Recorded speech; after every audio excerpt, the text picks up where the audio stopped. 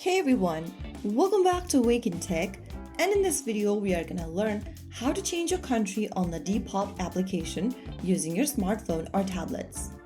This process works for both tablets and smartphones, so let's get started. First of all, launch open the Depop application on your device and make sure you're logged into your correct account. Once you're logged into the home page, go to the bottom right corner and tap on My Depop button. After you're inside the My Depop section, you'll be able to see this menu, from where you'll need to go ahead and click on the gear button at the top right corner.